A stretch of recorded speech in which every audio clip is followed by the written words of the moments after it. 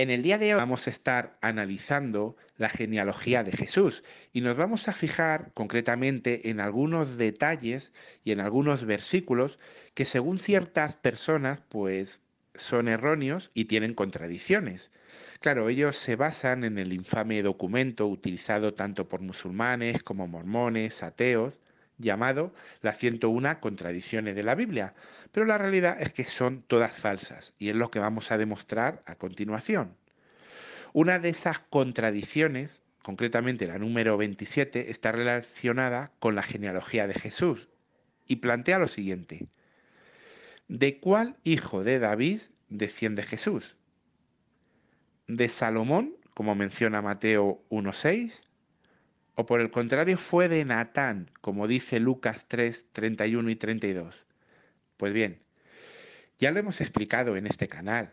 De hecho, cuando respondimos la contradicción número 26, explicamos algo para que no se tuviera que seguir respondiendo una y otra vez este tipo de objeciones. Cuando uno agarra el Evangelio de Mateo, la genealogía que tenemos ahí es por parte de José, es la genealogía paterna. Mientras que cuando vamos a Lucas, la genealogía que vamos a tener ahí es por parte materna, es decir, por parte de María. Y eso es algo que todas las obras de consulta prácticamente lo saben y lo comentan. Y de hecho, si queréis profundizar en este tema, os recomiendo que vayáis al video que tenemos en este canal contestando la contradicción número 26. Pero la respuesta es tan sencilla como: Jesús desciende tanto de Salomón como de Natán. Salomón por la parte paterna y Natán por la parte materna. Fin, no hay contradicción. Pasemos a la siguiente, la contradicción número 28. En esta supuesta contradicción, lo que intentan insinuar es lo siguiente. Dicen, mira, en Mateo 1:12 pone que Jeconías engendró a Salatiel, o como viene en la mayoría de Biblia, Sealtiel.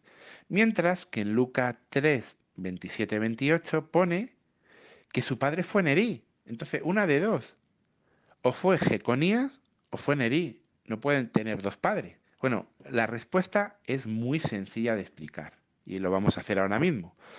Sealtiel era hijo de Jeconías, también llamado Joaquín. Y esto es algo que siempre se ha sabido, los judíos siempre lo han tenido clarísimo, pues en Primera de Crónicas 3:17 lo dice con total claridad. El padre de Sealtiel es Jeconía. Fin. Y de hecho, cuando vamos a Mateo 1:12 y vemos el versículo en griego, vamos a poder leer claramente que Jeconías dio nacimiento a Sealtiel, o sea, que su padre. Aquí tenéis en pantalla Mateo 1:12 en griego y podéis ver en el recuadro en negro cómo la palabra 1080 del diccionario de Strong muestra que dio nacimiento, o sea, se especifica claramente que hay un nacimiento. Sin embargo, cuando vamos al texto en griego, en Lucas 3:27, no pone que Sealtiel sea hijo de Nerí, no. La palabra que viene en griego, y aquí la tenéis remarcada en negro, lo que transmite es que es de él, que hay una cierta pertenencia familiar a él, una cierta descendencia de un tipo no especificado. Eh, Es curioso que cuando analizamos la contradicción número 26, según este infame documento de las 101 contradicciones de la Biblia, ocurría lo mismo cuando decían que José, el padre de Jesús, era de Elí. Pero claro, ¿qué era de Elí? Era su yerno. Y es que esta palabra, que viene aquí en negro, no significa hijo de engendrar, significa de él. Que en la mayoría de casos se utiliza para hijo, sí, pero no siempre. Y tenemos que decir que en este caso la Biblia no nos especifica si Sealtiel era hijo político de Nerí o hijo adoptivo o cómo llegó a ser de él. Pero lo que no dice con una firmeza 100% es que sea su hijo, no, dice que es de él. Mientras que en el texto de Mateo que hemos visto, Sí se dice que es su hijo, igual que lo dice Crónicas. Por lo tanto, no hay ninguna contradicción. Así que pasemos a la siguiente, a la contradicción número 29, en la que se plantea lo siguiente. ¿Cuál hijo de Zorobabel fue el ancestro de Jesús? ¿Fue Abiud, como dice Mateo 1.13, o por el contrario fue Resat, como dice Lucas 3.27? Claro, esta contradicción es más de lo mismo. La respuesta es muy sencilla. Tanto Abiud como Resat son ancestros de Jesucristo. Abiud por parte de José, o sea, la línea materna, y Resat por parte de María, es decir, la línea materna. Claro, estas personas, al no tener en cuenta lo que ya hemos analizado en el vídeo 26, cuando respondíamos esa supuesta contradicción, al no entender que hay una genealogía que es paterna y otra materna, pues claro, constantemente están viendo contradicciones, pero no hay ninguna. Tanto Abiud como Resat son ancestros de Jesucristo, cada uno por una línea.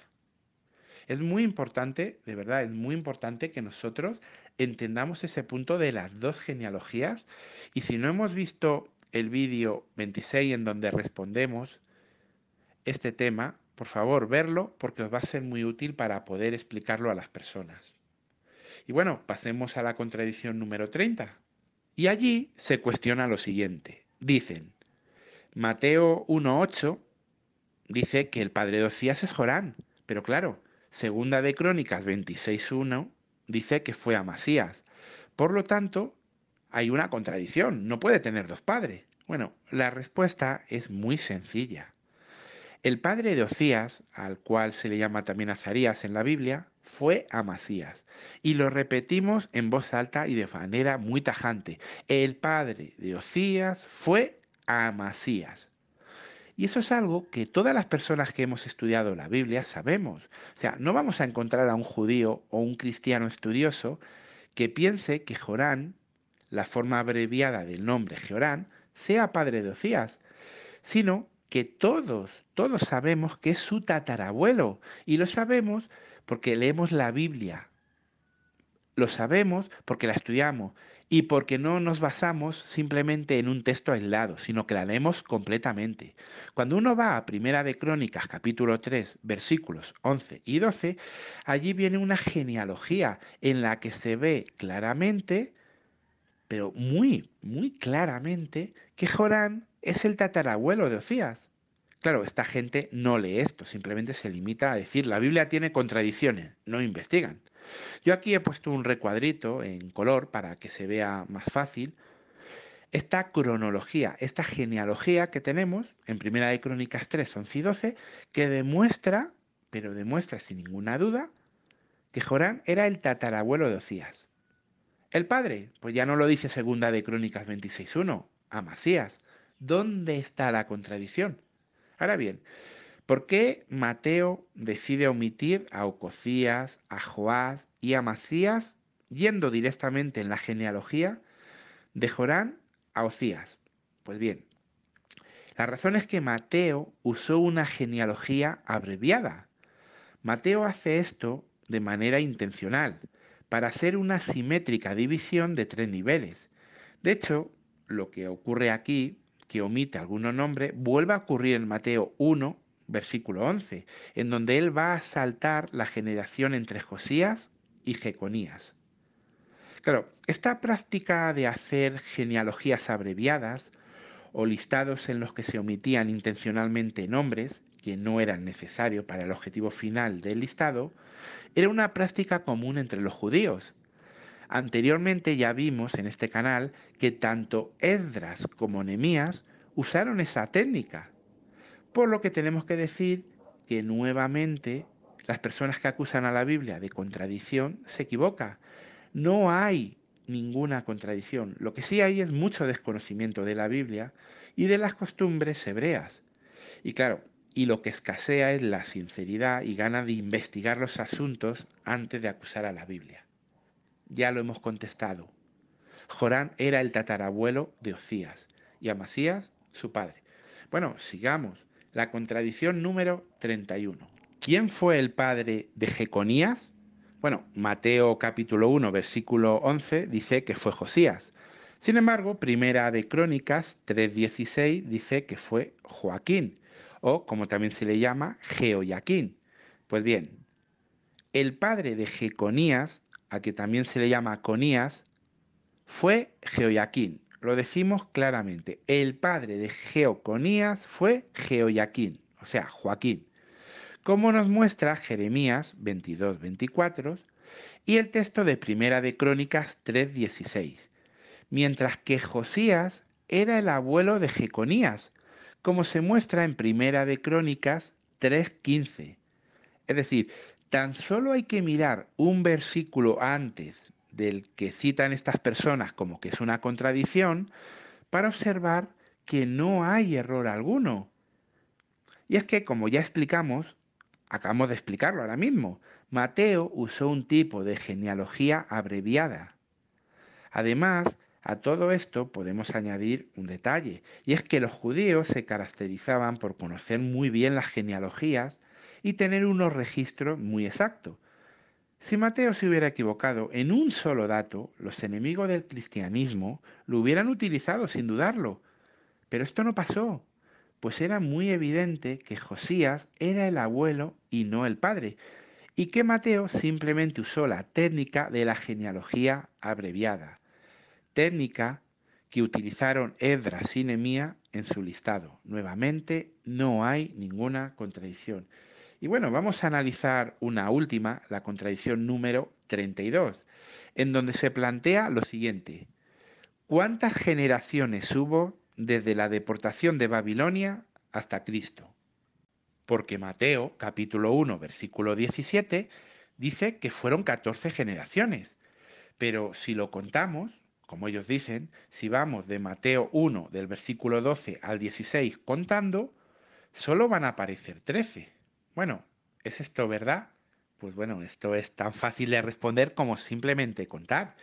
Yo he estado examinando esta genealogía en cómo aquí Mateo lo divide en tres grupos y como se menciona en el versículo 17, él lo dividió de esta manera. Dice, 14 generaciones desde Abraham hasta David, 14 desde David hasta la deportación a Babilonia y 14 más desde la deportación de Babilonia hasta el Cristo. Y bueno, yo hice un pequeño recuadrito con colores y numerándolo para ver si esto era así, si estaba correcto. Y fijaros, desde Abraham hasta David, fui apuntando los nombres, Abraham, Isaac, Jacob, Judá, Pérez, Ron, etcétera, etcétera, hasta que llegamos a David. Y quedaban 14 personas, 14 generaciones, no hay ningún error aquí. Pero bueno, ellos se centran en el tercer bloque, dicen, en el tercero, el que va después de la deportación, ahí no hay 14, sino 13. Y bueno, pues es que es tan fácil de responder como ir al Evangelio de Mateo, capítulo 1, y empezamos a leer desde el versículo 12 al 16. Y contamos. El versículo 12.1 empieza diciendo, después de la deportación a Babilonia, o sea, así empieza el tercer bloque, Jeconías fue padre de Sealtiel. Sealtiel fue padre de Zorobabel. Y vamos siguiendo, leyendo.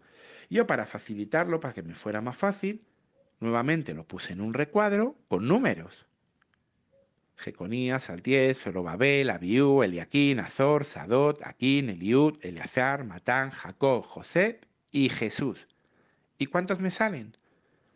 14, igual que en el primer bloque, 14. ¿Dónde está la contradicción? Ya, ya no es que esta gente no sepa leer, no sepa entender las escrituras, quizás la ignorancia y el odio les ciega, ya es que ni siquiera saben contar. Aquí tenemos las 14 generaciones, igual que la teníamos en el primer bloque, desde Abraham hasta David. ¿Dónde están las contradicciones?